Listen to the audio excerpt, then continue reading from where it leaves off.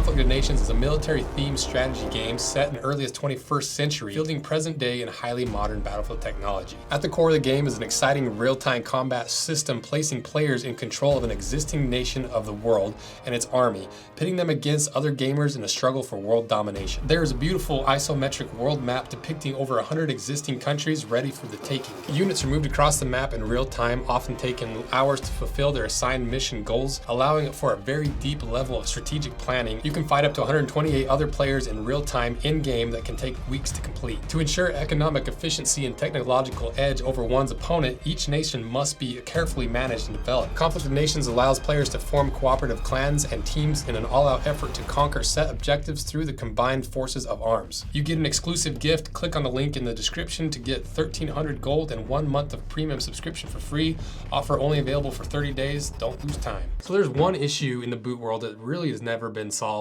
What is that problem? Water in your boots. It just is something that we've seen across the board from all the different generations of boot makers and eras of boots, types of boots, construction styles. It's never quite been solved to the fullest extent because it's almost an insolvable problem. And why is it a problem? Well, it's pretty self-explanatory. If you've ever been on a long hike and you got water in your boots and you start developing blisters, your feet start really stinking, your skin gets really fragile because it's all waterlogged. Your boots never really dry out for the entire hunt or hike that you're on, and they're just generally super uncomfortable when your boots are wet. And that can be really annoying, you know, if you're hiking and hunting, but it's not necessarily a life-threatening problem. You know, you get home, you dry out your boots and socks, you band-aid up your blisters, and you're good to go within a few days. But people in the military throughout time did not have that luxury of just taking a week off after a hard week of hiking and water in your boots.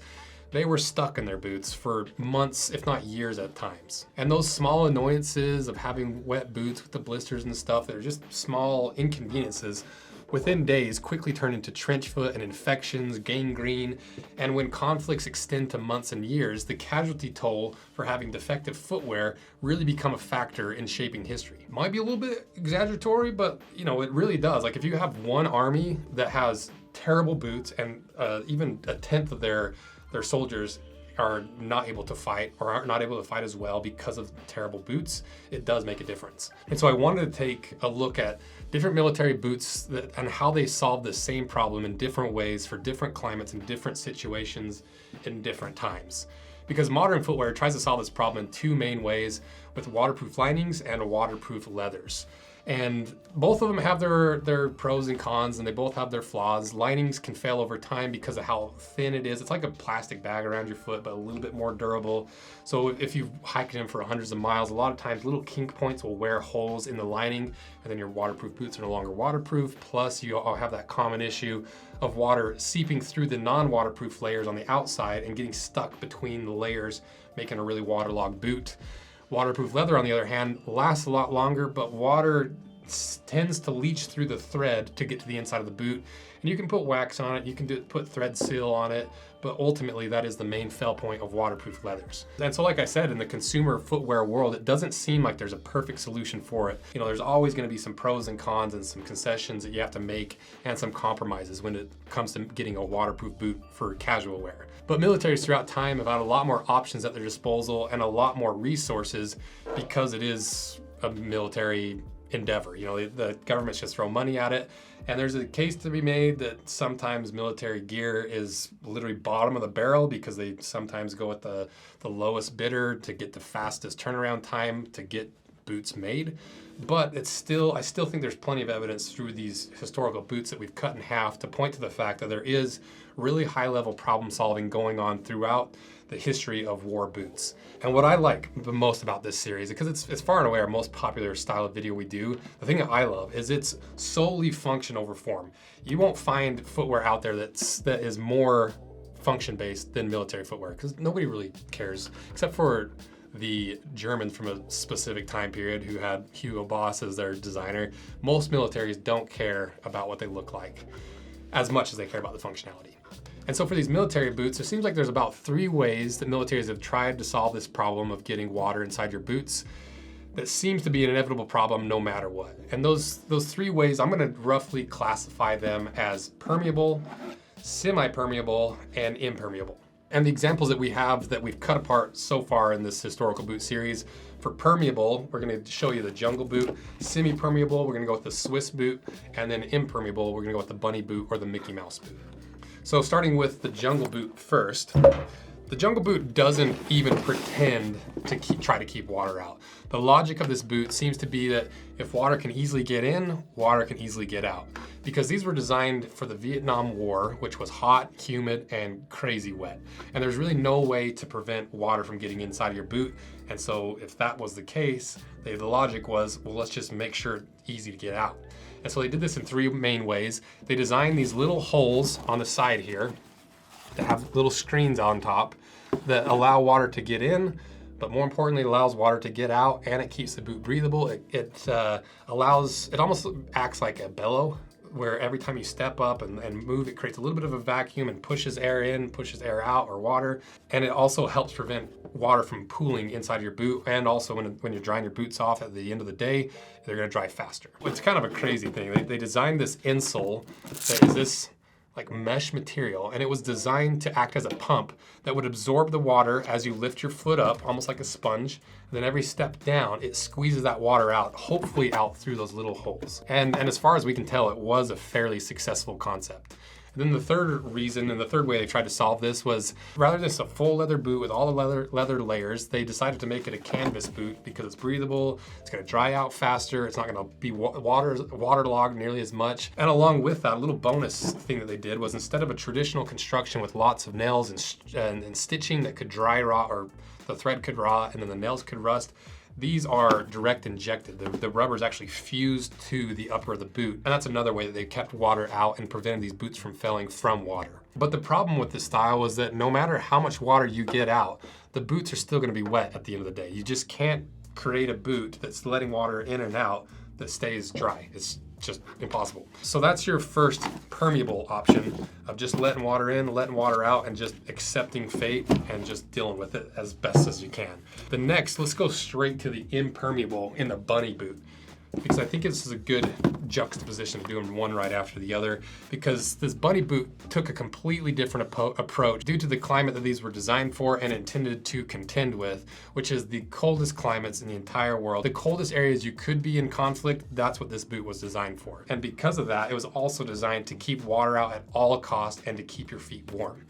And the way that they did this was by making this boot essentially two rubber booties or boots fused together at the top with lots and lots of wool in between to give you that insulation. And what this did was make these boots impossible for water to get in from the outside, because you have several layers of material. Because even if you get a hole on the outside, you're gonna ruin your insulation, but your feet aren't gonna be wet because the entire inside is lined with another rubber boot. And this made these boots nearly impossible for water to get in if used correctly. But because of that, it caused water to get in a completely different way, and that's through your body. Because these were so impermeable that heat, sweat, and vapor from your body got trapped inside the boot and slowly collect at the bottom of your boot, which would eventually freeze, making these, which are the warmest boots any military has ever made, a serious frostbite problem. Because these guys would be up and walking around and moving, their body would sweat, it would all drizzle down to the inside of your boot, then you'd sit down for an hour and you almost wouldn't even notice, but they would freezing your feet, giving you frostbite, gangrene, all the infections that we've talked about. And they did try to solve this problem by adding this little bit of a liner, but it seems like it still plagues this boot still today for the people that use this. Because that's the crazy thing. If you haven't seen these videos, go watch them.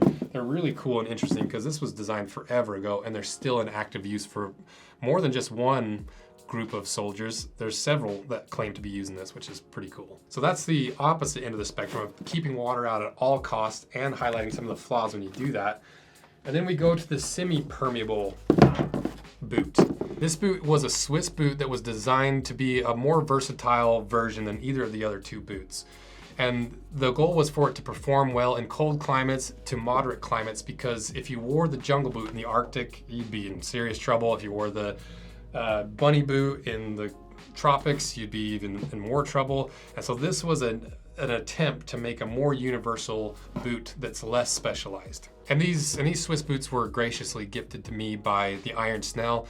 And out of anyone that's making this style of high quality heritage workwear stuff, he makes the absolute best content. It's very high quality. So if you haven't watched his channel, go check out his channel, subscribe to him, because you won't regret it. I promise. If you like my stuff, you'll definitely like his stuff. So the way that the Swiss boot solved this problem of water in boots while still trying to be a very versatile boot was basically the same way the LL Bean boot solved this problem, because that's basically what it is, with this rubber bootie with the leather on top. But they essentially just combined the two boots. So some of the concepts with the waterproof bottom of the bunny boot with a little bit more breathable upper, similar to the jungle boot. It's a bit of a stretch, but you get the point. So you end up with the bottom of the boot being completely waterproof and the upper of the boot being mostly waterproof while still being able to regulate your temperature, absorbing some of your sweat, and not being a completely sealed vessel like the bunny boot is, or not quite as permeable as the jungle boot. But the problem with this style is a typical problem when you're comparing a specialized piece of equipment compared to a multifunctional piece of equipment. You can use a multifunctional piece of equipment or boots or whatever it is for multiple purposes, but it never really excels at one specific thing. It's that classic thing, jack of all trades, master of none. And that's how this boot really is, because it was a little bit too rigid for long hikes, because they wanted it to be rigid for skis and for mostly skis, I think. They were often not nearly as warm as they needed to be, and they would eventually leak through the leather and the stitching, because the cool thing about this is it's rubberized leather, so it was an attempt to make leather more waterproof by putting that top layer of rubber on top. But after you've worn these for a few hundred miles, and that rubber starts to crack, water can start leaching in through the leather into the inside of your boot. Same story with the thread. It just takes a little bit of wear before all that water starts slowly seeping into your socks through the thread. But it is a boot that you can wear in more instances than these other two boots across the board. So ultimately, it still remains to be seemingly an unsolvable problem that modern boot companies still can't quite figure out. It's just it seems like it's an impossible thing, because no matter what, there's going to be water inside your boot, either from your feet or from the outside. And in order to get that out or to try to vent it, it's so much contradiction in trying to make a waterproof boot that no one's done it right yet. But at least now you have an understanding of how boot designers in history have tried to solve this problem, when not just fashion and consumers are on the line, but actual lives and history was on the line. And that's still really good information for your everyday life, that you can use these general concepts to make smart buying decisions, to get the appropriate boot for the right application, for the right climate, the right temperatures, all that stuff. This is solid information to build that foundation off of to be a smarter consumer. But also, it's just really cool to look at these historical boots and how they solve these problems, because it's a really interesting way to look at history through the very specific and fine lens of the footwear used by the soldiers in these various wars. I love doing it. I love going through all these details. So let me know what you guys think, and what other ways militaries throughout time have solved this problem or attempted to, what other military boots you want us to cut in half. And like I mentioned, we're cutting the actual jungle boot in half in a couple weeks to show you that really crazy outsole and how they made this boot the legendary boot that it is. So thank you guys. And thanks again to Conflict of Nations for sponsoring this video. You get an exclusive gift. Click on the link in the description to get 1,300 gold and 1 month of premium subscription for free. Offer only available for 30 days. Don't lose time.